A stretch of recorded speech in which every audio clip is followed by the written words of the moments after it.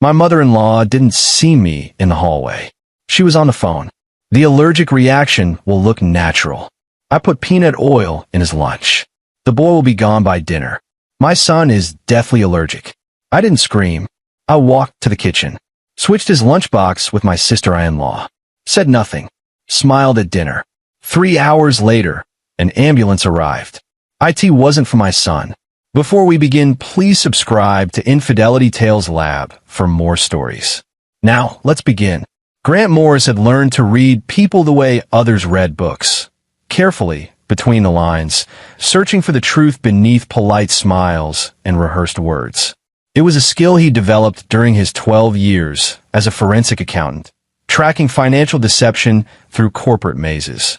But nothing in his professional life had prepared him for the betrayal brewing inside his own home. The morning of October 12th started like any other Tuesday.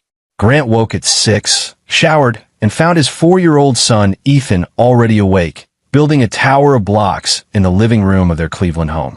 The boy had his mother's dark hair, but Grant's gray-blue eyes that lit up when Grant knelt beside him. "Dad, look, it's taller than me." "Almost, buddy. Maybe 2 more blocks." Grant steadied the wobbling structure. "Remember, we're having lunch together today. Mom's picking you up from preschool." Ethan's face brightened. "Peanut butter?"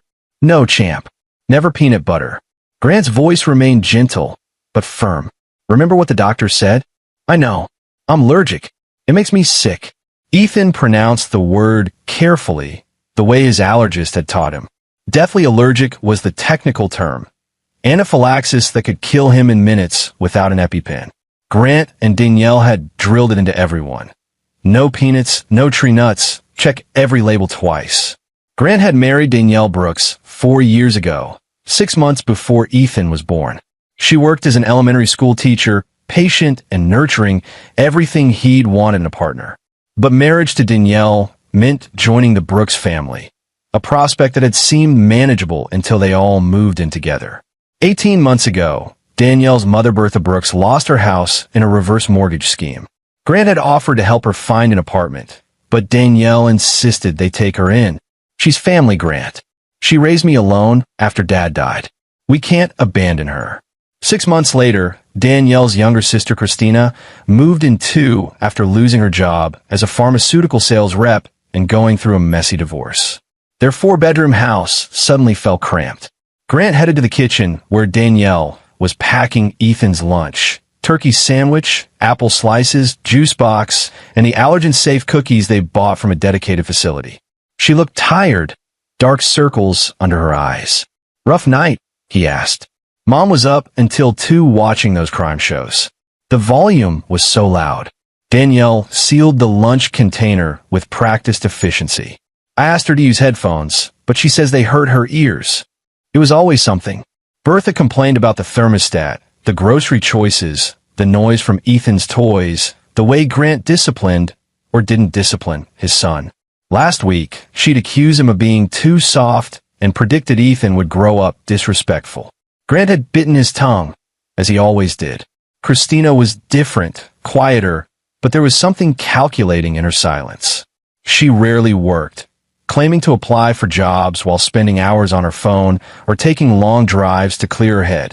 Grant had noticed she received regular cash deposits, always in amounts just under $10,000. His accountant's instinct whispered money laundering, but confronting her would only create family warfare. "I'll drop him off," Grant offered. "You get ready for work." Danielle kissed his cheek. "Thanks. Mom wants to talk to you tonight, by the way. Something about Ethan's education." Grant's jaw tightened. "What about it?" "I don't know. She has opinions."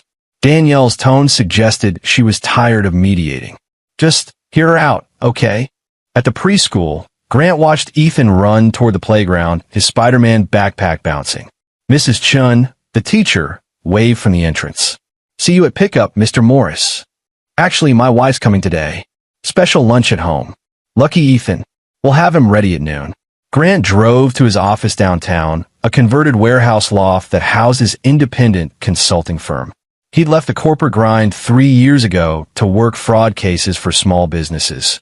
Companies too small for the big accounting firms to notice, but large enough to be bleeding money through employee theft or vendor kickbacks. He was good at finding the holes, the patterns others missed. His first client meeting ran long. A restaurant owner suspected his manager of skimming receipts. Grant showed him the spreadsheets. Cash discrepancies every Tuesday night, always when the owner was off. Fire him today, Grant advised. And press charges. He's stolen at least $40,000 over 6 months. It was past 1 when he finished.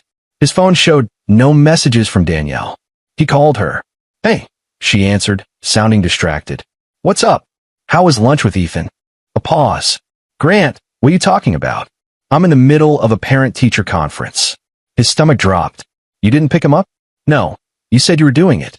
"I told Mom this morning that Ethan would be at school all day." "Danielle, I specifically said you were picking him up for lunch. You pack his lunch box this morning." "I pack his lunch every morning." "That was for school." Her voice rose with panic. "Grant, where is he?" He was already running to his car. "I'm calling the school." Mrs. Chun answered on the first ring. "Oh, Mr. Morris." "Yes, your mother-in-law picked Ethan up at noon. She said it was a surprise lunch at home. She had your wife's authorization note." Grant's hands went cold. "Authorization note?" "The one Mrs. Brooks showed me. It had your wife's signature." He hung up and called Danielle back while speeding through traffic. "Your mother has him." "Thank God." "She must have." "Wait, I never authorized that." "Grant, I never signed anything." "I'm heading home." "Call her. Now." The drive took 17 minutes that felt like 17 hours. Grant's mind raced through possibilities, each worse than the last. Bertha taking initiative? Possible but unlikely. Christina's influence? Maybe. Something darker? No. He was overreacting. Ethan was probably fine, eating lunch, watching cartoons. Still, the pit in his stomach wouldn't disappear. He pulled into the driveway behind Christina's silver sedan.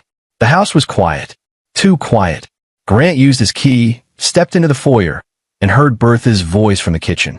She was on her phone, her back to the hallway. Grant froze. "The allergic reaction will look completely natural," Bertha said, her voice matter-of-fact, almost pleased. "I put peanut oil in his lunch. Mixed it into the sandwich spread, the cookies, even a little in the juice.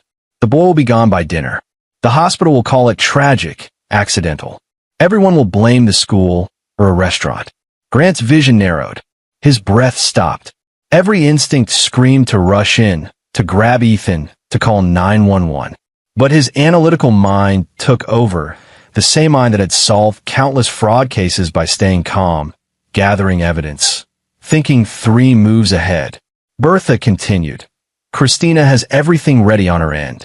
The life insurance pays out double for accidental death, $500,000. Danielle will be devastated, but she'll have us.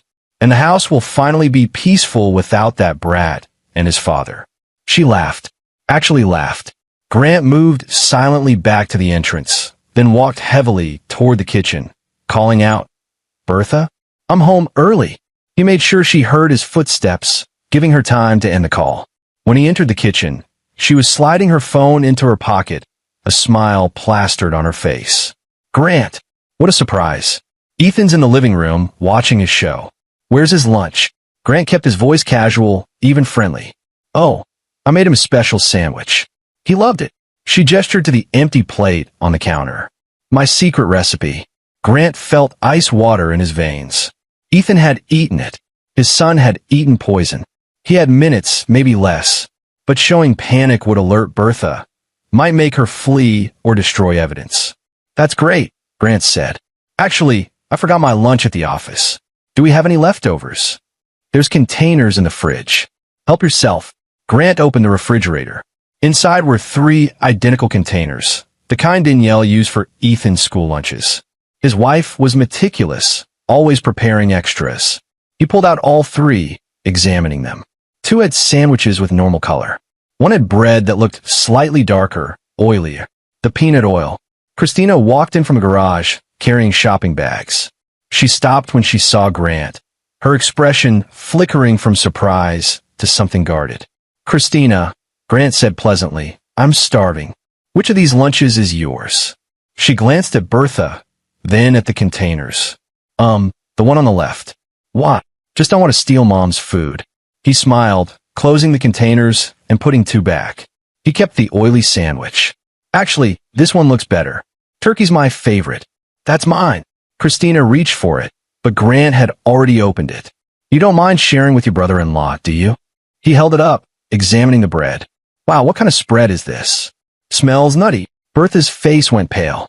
Grant, maybe you should eat something else. That sandwich might be. Might be what? He looked directly at her. Allergic to peanuts? Like Ethan. The kitchen went silent. Christina grabbed her mother's arm. We should go. Go where? Grant blocked the doorway. You haven't even said hello to your nephew.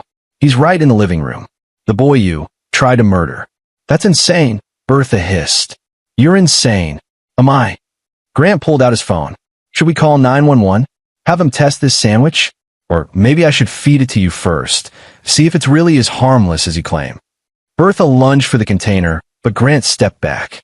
The sandwich tumbled to the floor, spreading open. Even from a distance, the oil was visible, pooling on the tiles. Ethan, Grant shouted, his calm finally cracking. Come here, buddy. His son ran in, clutching his tablet. Yeah, Dad. Grant knelt, scanning Ethan's face, his skin, looking for hives, swelling, any sign of anaphylaxis. Did you eat the sandwich Grandma made? No. It smelled weird. I had goldfish crackers instead. Ethan pointed to an open bag on the counter. An apple juice. Relief flooded through Grant so powerfully his knees nearly buckled. Good boy. Very good boy. Bertha made a run for the front door. Grant moved fast, grabbing her wrist. For a 70-year-old woman, she fought hard, clawing at his face. Christina, help me, she screamed. But Christina was already backing toward the garage, her hands raised. I didn't know, Grant. I swear, I didn't know what she was planning. You're a liar, Grant said coldly. The life insurance. The peaceful house. You were in on this. Christina bolted. Grant held Bertha with one hand while calling 911 with the other. But his mind was already working, calculating, planning. The police would need evidence. The phone records. The sandwich. Witness statements. And he needed to protect Ethan, protect Danielle from the fallout. Because this wasn't over. This was just the beginning. As sirens wailed in the distance, Grant looked at the woman who had tried to kill his son and smiled. The same cold smile he gave fraud perpetrators when he had them cornered. You should have done your research, Bertha. I'm very good at solving puzzles. And I always find the truth. The police station's fluorescent lights cast harsh shadows across Detective Wallace Fisher's weathered face as he read through Grant's statement for the third time. It was nearly midnight. Ethan was safe at a friend's house. Danielle was in shock, sitting in the waiting area with a victim advocate. Bertha and Christina were in separate interrogation rooms, and Grant had been answering questions for 4 hours. Let me get this straight, Fisher said, tapping his pen against the metal table. You overheard your mother-in-law confessing to attempted murder, but instead of immediately calling 911, you walked into the kitchen and had a conversation with her? I needed to confirm my son was okay first, Grant replied. And I needed evidence. Evidence you contaminated by handling the sandwich. I used the container as a barrier.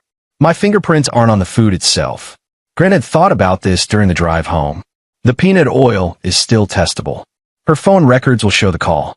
And Ethan can confirm he didn't eat the sandwich because it smelled wrong. Fisher leaned back. Mr. Morris, I've been doing this 23 years. Usually when someone overhears a murder plot, they panic. They scream, they grab their kid, they call the cops. You did none of those things. You played games with the suspect, antagonized her, blocked her exit. What? Grant met his eyes. Because I wanted her to know she failed. I wanted her to see that I knew exactly what she'd done. That sounds like revenge. That sounds like justice. A knock interrupted them. A younger officer poked his head in. Detective? The lab rushed the sandwich analysis. Positive for peanut oil and peanut protein. Enough to trigger severe anaphylaxis in an allergic child. Fisher nodded, dismissing the officer. He studied Grant again. You're lucky your son didn't eat it. Luck had nothing to do with it. Ethan knows to avoid anything that smells like nuts. We've trained him since he could talk. Still, if he'd taken one bite. But he didn't. Grant's voice hardened. Now, are you charging me with something, or can I see my family? Fisher closed the folder. You're free to go. But don't leave town. We'll need more statements once we finish processing both suspects. What are they saying? Nothing. Both lawyered up immediately. Fisher stood, walking Grant to the door. Mrs. Brooks is claiming you fabricated the whole thing out of resentment for her living in your house. Miss Brooks is claiming she wasn't even home during the alleged incident. Check the garage camera. I installed security cameras 6 months ago. Audio and video. Fisher's eyebrows rose. You recorded your own house. I record the exterior. The garage is exterior. Grant pulled out his phone, opening an app. I also record interior common areas because of prior incidents with missing valuables. All legal in Ohio with proper disclosure, which I provided to all household members. He showed Fisher the footage. Clear video of Bertha in the kitchen, phone to her ear, mouth moving. The audio was tinny but audible. The boy will be gone by dinner. Fisher took the phone. I need this. I'll email you the files. Along with 6 months of prior footage showing Christina receiving suspicious cash deposits. Bertha going through my financial documents, and several arguments where Bertha explicitly stated she wished Ethan would disappear. You've been building a case. I've been protecting my family. There's a difference. Fisher handed back the phone. Mr. Morris, off the record, I think you're either the luckiest father in Cleveland or the smartest. I can't decide which. Does it matter? Not to me, but it might matter to a jury if this goes to trial. Grant stepped into the hallway where Danielle waited, her face blotchy from crying. She stood when she saw him, and he pulled her into his arms. I'm so sorry, she whispered. I never imagined she could. It's not your fault. She's my mother. She's a murderer. Grant pulled back to look at her. Danielle, I need you to understand something. This wasn't a sudden decision. She planned it. The forged authorization, the peanut oil, the timing when you'd be at work and I'd be in the office. She knew Ethan's allergy could kill him, and she weaponized it. Danielle's face crumpled again. Why? Why would she do this? Grant hesitated. He'd reviewed the evidence, the patterns, money, control. Maybe she resented me for taking you and Ethan away from her influence. The life insurance was just a bonus. What life insurance? The policy on Ethan. $500,000 for accidental death. He discovered it 3 months ago during a routine financial audit of their accounts. Danielle had signed it, thinking it was standard parental protection. But Bertha had been the one to suggest it, had helped fill out the paperwork, had insisted on the accidental death rider. Grant hadn't thought much of it at the time. Now it was evidence of premeditation. Danielle shook her head, disbelieving. Christina too? The detective will determine her involvement. But she ran, Danielle.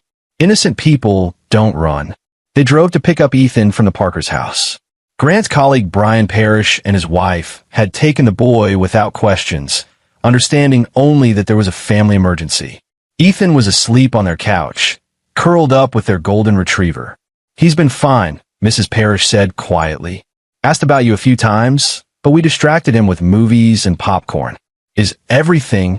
It will be, Grant said, lifting his son carefully. Ethan stirred, but didn't wake, his small hand gripping Grant's shirt. Thank you. Really. At home, Grant laid Ethan in bed and sat watching him breathe. In and out, steady and alive. He thought about the alternative timeline, the one where Ethan had eaten the sandwich, where peanut proteins had flooded his tiny system, where Grant had come home to ambulances and grief instead of a narrow escape. Rage bloomed in his chest, hot and sharp. Danielle appeared in the doorway. Grant? What happens now? Now we make sure they never hurt anyone again. The police will handle it. The police will try. But cases fall apart, Danielle. Evidence gets challenged. Lawyers create reasonable doubt. Juries sympathize with elderly defendants. He stood, closing Ethan's door softly. I won't leave this to chance. What are you saying? I'm saying your mother tried to murder our son. Your sister helped her. And I'm going to make absolutely certain they pay for it. Danielle's eyes widened. Grant, you can't. I can. I will. He walked past her to his home office, pulling out files he'd been compiling for months. Financial records, photographs, security footage, everything. You know what I do for a living? I find criminals who think they're clever. I expose them. I make sure they face consequences. This is different. This is family. They stopped being family the moment they put peanut oil in my son's food. He showed her the evidence. 6 months of Christina's unexplained cash deposits totaling over $200,000. Bank statements showing Bertha had secretly opened credit cards in Danielle's name, racking up $40,000 in debt. Photos of Bertha meeting with a lawyer to discuss hypothetical scenarios about inheritance and accidental death. Grant had been investigating his own household, and the picture was damning. I found this 3 weeks ago, he said, showing Danielle a notarized document. Your mother filed paperwork to become Ethan's legal guardian in the event of your death. She claimed you were unstable, mentally unfit. She forged a psychiatrist's signature. Danielle stumbled to a chair. Oh my God, she was building a case to take Ethan, legally or illegally. Grant's voice was ice. Christina's been helping her. The cash deposits? They're from selling prescription medications she stole from her old pharmaceutical job. They've been stockpiling money and planning this for months. Why didn't you tell me? Because I needed to be sure. I needed to understand the full scope before I acted. He knelt beside her. Danielle, I'm telling you now. I'm not stopping until they're in prison for the rest of their lives. I have the evidence. I have the resources. And I have the motivation. She looked at him, really looked at him. You're scared. Terrified. Because if I hadn't come home early, if Ethan had eaten that sandwich, if any single thing had gone differently. He couldn't finish. Danielle took his hands. Then we do this together. Whatever it takes. The next morning, Grant sat in his office reviewing every second of footage, every transaction, every piece of evidence. His phone rang. Detective Fisher. Mr. Morris, we have a problem. Grant's stomach tightened. What kind of problem? Bertha Brooks made bail. Judge set it at $50,000, and someone posted it this morning. She's out. You're kidding. I wish I was. Her lawyer argued she's not a flight risk, no prior record, pillar of the community. The attempted murder charge is based on your testimony and a sandwich that could have been contaminated by anyone. Without more evidence. I gave you 6 months of footage. And her lawyer says it shows an anxious father paranoid about his mother-in-law, interpreting innocent actions as sinister. The phone call could have been about anything. The boy will be gone by dinner could mean gone from the house, gone to a friend's place. They're spinning it. Grant forced himself to breathe. What about Christina? Still in custody. The cash deposits are enough to hold her on money laundering charges. We're working with the DEA on the pharmaceutical angle. Fisher paused. Mr. Morris, I need you to stay calm. We're building a case, but these things take time. How much time before she tries again? We got a restraining order. She can't come within 500 feet of you or Ethan. Restraining orders don't stop killers, detective. They just give us paperwork for the funeral. He hung up and immediately called a private security firm. Within 3 hours, his house had upgraded alarm systems, cameras covering every angle, and a former Marine named Samuel Hurst stationed outside in rotating 12-hour shifts. Overkill? Danielle asked, watching the installation. Not even close. Ethan noticed the changes, but didn't understand them. Why is Mr. Sam sitting in the car, Dad? He's making sure we're safe, buddy. From what? From anything scary. That night, Grant barely slept. Every sound was a threat. Every shadow was Bertha sneaking in to finish what she'd started. At 3 a.m., he gave up and went to his office, pulling up Bertha's financial records again. There had to be more. People who planned murder didn't do it in isolation. They researched, practiced, left digital footprints. He found it at dawn. Bertha's Google search history, recovered from her phone during processing. The searches went back 4 months. How to cause allergic reaction without being caught, peanut oil detection in food life, insurance, accidental death, payout, time, custody, rights, grandparents, Ohio, can they trace cause of death, anaphylaxis. Each search was a nail in her coffin. Grant screenshot everything, sent it to Fisher, and then kept digging.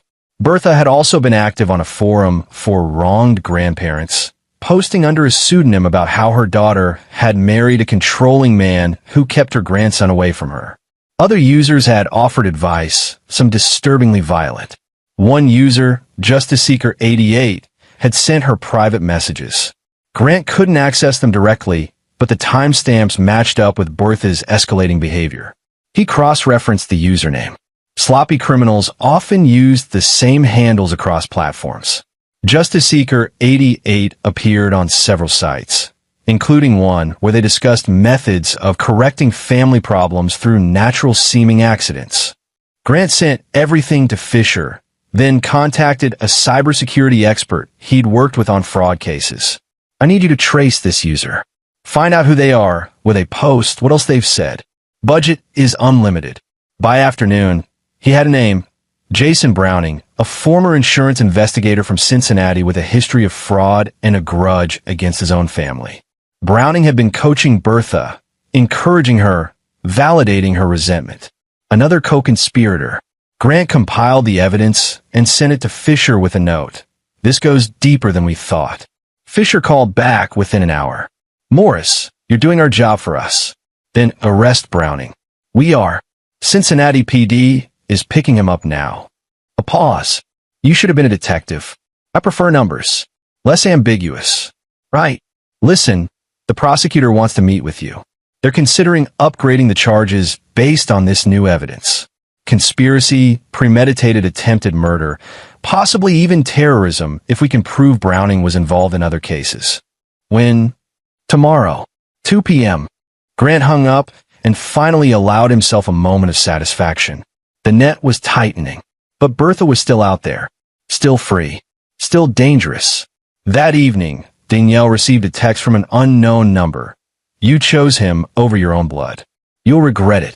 Grant immediately forwarded it to Fisher and Samuel. From this moment on, no one leaves the house alone. Ethan stays home from preschool until this is resolved. Danielle, you're taking emergency family leave from school. Grant, we can't live in fear. We're not living in fear. We're being smart. He pulled her close. Fear is what they want. Chaos, panic, mistakes. We're not giving them that. We're staying calm, staying together, and watching them destroy themselves. Because Grant had learned something in his years of catching criminals. Guilty people couldn't help themselves. They talked, they rationalized, they made mistakes. All he had to do was wait and watch, and document everything. The next day, Grant met with Assistant Prosecutor Megan Tanner, a sharp-eyed woman in her 40s with a reputation for winning impossible cases. She spread the evidence across her conference table like a general planning a battle. This is extraordinary work, Mr. Morris. Most victims don't bring me this level of documentation. Most victims don't have my skill set. True, but I have to ask, how did you obtain some of this information? The Google searches, the forum posts, the private messages? Legally, Bertha's phone was seized as evidence. I requested the data through proper channels. The forum posts are public. The private messages were provided by the platform's cooperation with law enforcement after Detective Fisher subpoenaed them. Tanner smiled. You've thought of everything. Not everything. That's why I'm here. She sat back. All right, here's the situation. With this evidence, I can charge Bertha Brooks with attempted murder, conspiracy, fraud, forgery, and about 6 other crimes. The challenge is proving intent to kill versus intent to harm. Defense will argue she wanted to make Ethan sick to prove you're a negligent father, not kill him. She said, the boy will be gone by dinner. That's pretty clear. It's clear to us. A jury might interpret it differently. Tanner pulled out a legal pad. What I need is something that definitively shows she knew the peanut oil would be lethal, not just harmful. Grant thought for a moment. She researched anaphylaxis. She knew Ethan's medical history. She's seen his EpiPen, heard the warnings from doctors. She's not stupid. Stupid? No. Evil? Absolutely. But we need to prove she understood the lethality. Tanner tapped her pen. Does Ethan have medical records documenting the severity of his allergy? Pages of them. Hospital visits, allergist consultations, emergency room report from a close call when he was 2. Bertha was present for all of it. Give me those records. All of them. If we can show she witnessed the severity and still chose peanut oil as her weapon, it proves intent. Grant already had them. He learned to keep copies of everything. He handed over a folder. Tanner flipped through, her expression darkening. This poor child. He's had 3 anaphylactic events. 3 that required hospitalization. several close calls we managed with the EpiPen at home. And Bertha knew. She was in the emergency room with us during the worst one. Ethan nearly died. They had to intubate him. She watched the whole thing. Tanner closed the folder. That's premeditation. She knew exactly what would happen, and she did it anyway. This isn't attempted manslaughter, Mr. Morris. This is attempted murder in the first degree. Can you make it stick with this evidence? Absolutely. But I need you to understand something. She leaned forward. When we go to trial, the defense will attack you personally. They'll paint you as paranoid, controlling, maybe even abusive. They'll claim you drove Bertha to desperation with your rules and surveillance. They'll make you the villain. Let them try. They will. And they'll call Ethan to testify. Grant's jaw tightened. He's 4 years old. I know. We'll fight it.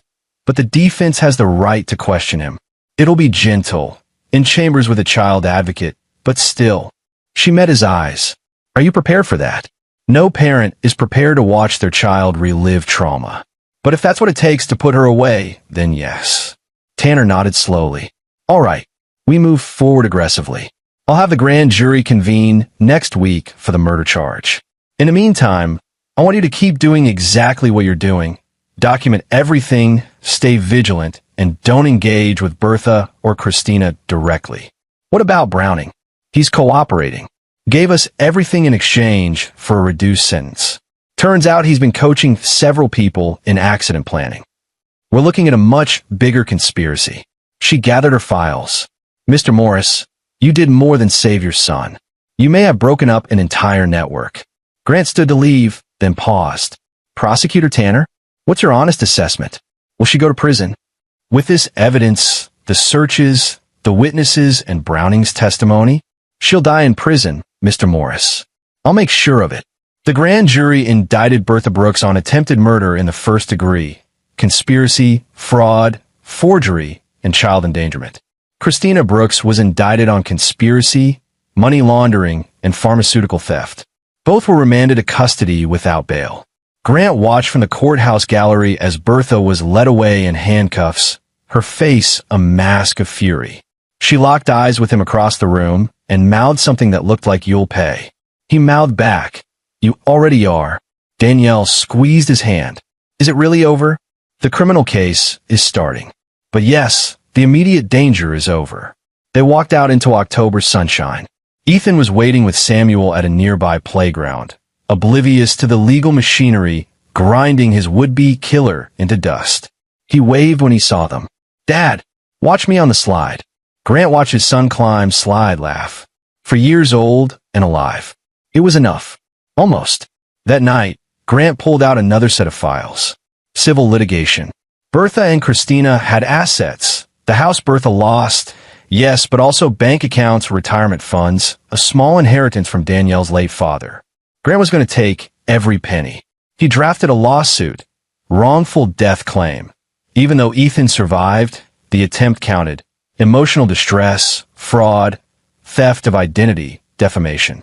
He consulted with his attorney, a bulldog named Craig McGuire who specialized in family law battles.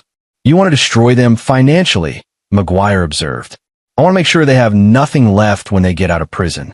Assuming they ever do." "That's cold, Morris. They tried to kill my son. I'm being merciful." McGuire grinned. "I like you. Let's ruin them." The civil case moved slower than the criminal one, but Grant was patient. He filed motions, gathered depositions, built an airtight case. Bertha's attorney tried to settle, offering $50,000 to make it go away. Grant countered with $2 million and full admission of guilt in writing.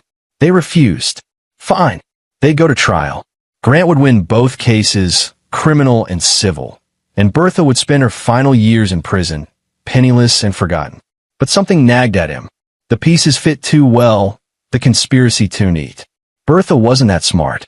She was vindictive, yes, but planning an untraceable murder? Getting involved with online networks? That required sophistication she didn't have. Someone else was involved. Someone still out there. Grant went back through the evidence, looking for the missing piece. Bertha's phone records showed regular calls to 3 numbers. Christina, Jason Browning, and an unknown number with a New York area code. He traced it. The number belonged to a legal firm, Goldberg and Associates, specializing in estate planning and elder law. Grant called, pretending to be a potential client. I'm interested in your services regarding generational wealth transfer. The receptionist connected him to Joe Goldberg, the senior partner. Goldberg had a smooth voice, confident and practiced. Mr. Morris, how can I help you? I have a complex family situation. I'm concerned about my children's inheritance being controlled by their mother if something happens to me. A common concern. We specialize in creating legal structures that protect assets and ensure your wishes are honored. Tell me about your situation. Grant laid out a fictional scenario similar to his real one. Young child, substantial life insurance, in-laws who might contest custody. Goldberg listened, asked questions, and then said something that made Grant's blood freeze. Have you considered the benefits of alternative family structures? Sometimes the simplest solution to inheritance disputes is removing obstacles before they become problems. Removing obstacles? Legal obstacles, of course. Guardianship challenges, custody battles. These can be expensive and traumatic for children. Proactive estate planning prevents that. It was coded, but the implication was clear. Goldberg wasn't just a lawyer. He was brokering murder for inheritance schemes, hiding behind legal jargon and plausible deniability. Grant recorded the entire call. Then he contacted the FBI. Special Agent Orlando Pitts was skeptical at first. Mr. Morris, estate lawyers use aggressive language all the time. That doesn't mean. He's been in contact with Bertha Brooks for 6 months. She paid him $15,000 in consulting fees. Right after that, she started researching how to kill my son. Grant laid out the financial trail. Goldberg specializes in elder law, but half his clients have grandchildren who've died in accidents. I checked obituaries, death certificates. The pattern is there. Pitts reviewed the data Grant had compiled, because of course Grant had compiled it. 24 suspicious deaths over 5 years, all involving grandchildren of Goldberg's clients, all resulting in insurance payouts or inheritance transfers. Jesus Christ, Pitts muttered. He's running a murder-for-hire network disguised as estate planning. And he's good at it. Each death looks natural or accidental. No connections between them except Goldberg. How the hell did you find this? I'm very good at finding patterns. Grant showed him more. Shell companies, offshore accounts, a network of consultants like Jason Browning who provided hands-on assistance. Goldberg was the architect, but he had an entire infrastructure. Pitts called his team. Within a week, the FBI had opened a federal investigation into Goldberg and Associates. Bertha's case was now evidence in a much larger prosecution. Grant testified before a federal grand jury, walking them through the connections, the money trails, the patterns. Goldberg and 15 associates were indicted on conspiracy, murder for hire, racketeering, and fraud.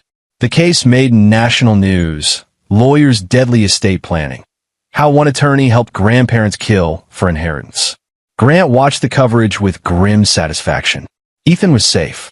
Bertha was in prison awaiting trial. Christina was cooperating against everyone to save herself. And Goldberg's empire was collapsing. But Grant wasn't finished. The criminal trial for Bertha Brooks began in March, 6 months after she'd tried to poison Ethan. Prosecutor Tanner presented the case methodically. The searches, the phone calls, the peanut oil, the life insurance, Browning's testimony, and finally, Grant's recording of finding her in the kitchen. Bertha's defense attorney, a slick operator named Hugo Fry, tried to paint her as a desperate grandmother driven to irrational action by a controlling son-in-law. He called character witnesses who described Bertha as loving and devoted. He suggested Grant had fabricated evidence out of paranoia. Then Tanner called Ethan to the stand. The boy was 5 now, old enough to understand courtrooms were serious places. He sat in the witness box with a booster seat, a child advocate beside him. The judge had cleared the gallery of press and spectators. Only the legal teams, the jury, and family remained. Tanner knelt to Ethan's level. Hi, Ethan. Do you remember me? You're the lady who asks questions. That's right. I'm going to ask you a few questions now, okay? And you just tell me the truth. Okay. Do you see your grandma in this room? Ethan's eyes found Bertha. He nodded. Can you point to her? Ethan pointed. Bertha looked away. Ethan, do you remember the day your grandma made you a sandwich? Yeah, it smelled bad. What did it smell like? Like peanuts. I'm allergic to peanuts. That's right. So you didn't eat it? No. I had goldfish crackers. Good choice. Ethan, did your grandma know you're allergic to peanuts? Yeah. She was there when I got really sick and had to go to the hospital. Did she seem worried when you were sick? Ethan thought about it. No. She said it was my dad's fault for not watching me. Tanner glanced to the jury. Several members looked disturbed. Okay, Ethan, one more question. Did you love your grandma? I used to, but she tried to make me sick. Dad said so. Thank you, Ethan. You did great. Fry declined to cross-examine, which was smart. Attacking a 5-year-old on the stand would alienate the jury completely. The defense rested without calling Bertha to testify. The jury deliberated for 4 hours and returned with guilty verdicts on all counts. Sentencing came 2 weeks later. Judge Marion Sherman had reviewed every piece of evidence, read victim impact statement from Grant, Danielle, and even Ethan's doctors. She looked at Bertha with undisguised contempt. Mrs. Brooks, you attempted to murder a 4-year-old child, your own grandson, using his life-threatening medical condition as a weapon. You planned it for months, conspired with others, and showed no remorse. This court finds your actions depraved, calculated, and deserving of the maximum penalty under law. Bertha finally spoke. That boy was poisoning my daughter against me. He and his father. Silence. The judge's voice cut like steel. You will have no further opportunity to blame your victims. I sentence you to 25 years to life in prison without possibility of parole. I hope you spend every day of that sentence thinking about the child you tried to destroy. Bertha was led away screaming obscenities. Christina's trial was shorter. She'd cooperated, testified against Goldberg's network, and expressed genuine remorse. The prosecutor recommended leniency. She got 5 years for conspiracy and money laundering, most of it suspended. She'd be out in 18 months. Grant wasn't satisfied, but he accepted it. Christina was weak, not evil. She'd been manipulated by her mother and Goldberg. She deserved a second chance. Maybe. The civil case settled before trial. Bertha's attorney liquidated her assets, handed over every penny, $347,000, and signed an admission of guilt. Grant donated the entire amount to food allergy research and awareness programs. He didn't want her money. He wanted her gone. Joe Goldberg's federal trial was the media spectacle of the year. 18 murders proven, another 30 suspected. The network had operated for a decade, grossing over $10 million in consulting fees. Goldberg got life without parole. His associates got sentences ranging from 20 years to life. Jason Browning, who'd cooperated extensively, got 12 years. And Grant Morris returned to his quiet life as a forensic accountant, father, and husband. Almost 1 year after Bertha's sentencing, Grant received a letter from the prison. She'd had a stroke, was partially paralyzed, and wanted to see Ethan one last time. Danielle was conflicted. She's still my mother. She's a convicted attempted murderer. I know, but she's dying, Grant. Doesn't that count for something? Grant thought about it. Mercy, forgiveness, closure. Concepts he understood intellectually but struggled to feel for a woman who'd tried to kill his son. But Ethan was 6 now, resilient and happy. He had nightmares sometimes about the bad sandwich, but therapy was helping. He deserved closure too. I'll take him, Grant said, but I'm staying in the room the entire time. And if she says one wrong word, we leave. The prison visiting room was gray and depressing. Bertha sat in a wheelchair, her left side slack from the stroke, her eyes dim. She looked ancient, defeated. Ethan held Grant's hand tight. Bertha tried to smile. Hi, baby. Ethan said nothing. I'm sorry, Bertha whispered. I was wrong. I was sick in my head, angry. I took it out on you, and that was wrong. Grant watched carefully. The apology seemed genuine, but he'd learned not to trust her. Ethan stepped closer. Did you really try to kill me? Yes. Bertha's voice broke. I'm so sorry, Ethan. I'm so sorry. What? Because I was selfish and mean and stupid. Because I thought I knew better than your dad. Because I wanted things my way. She looked at Grant. Your father loves you more than anything. I hated that. I wanted you to need me, not him. So I tried to. She couldn't finish. Ethan looked up at Grant. Can we go? If you want. I want to go. They walked out together. Bertha called after them. Ethan, please. The door closed. Ethan didn't look back. Outside, Grant knelt down. You okay, buddy? Yeah. She's sad. She is. Do you forgive her? Grant considered lying, giving the answer a good parent should give. But Ethan deserved truth. No, I don't. Me neither. They drove home in comfortable silence. Danielle was waiting, nervous. How did it go? It went, Grant said. He saw her, heard her apology, and left. Clean. Danielle hugged Ethan tight. I'm proud of you. She said she was sorry. I know, baby. That's good. Ethan wriggled free. Can I play outside? Sure. Stay in the yard. He ran off, resilient and unburdened. Grant watched through the window as his son climbed the backyard tree, laughing with pure joy. Danielle stood beside him. Do you think he'll be okay? He's already okay. Kids are stronger than we give them credit for. And us. Grant pulled her close. We're stronger too. 2 months later, Bertha Brooks died in prison of a second stroke. Grant felt nothing. No relief, no satisfaction, no grief. Just nothing. Christina sent a card. I'm sorry for everything. I'm getting help.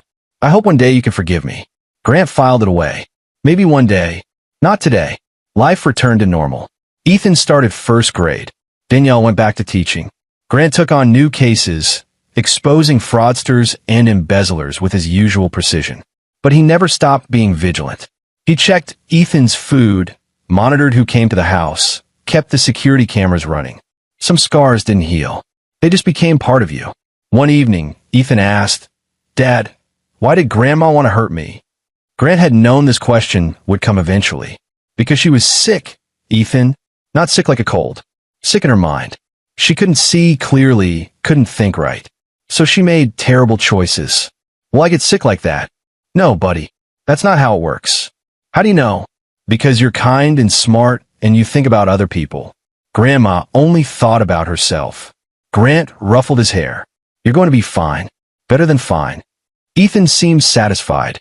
Okay, can we have tacos for dinner? Absolutely.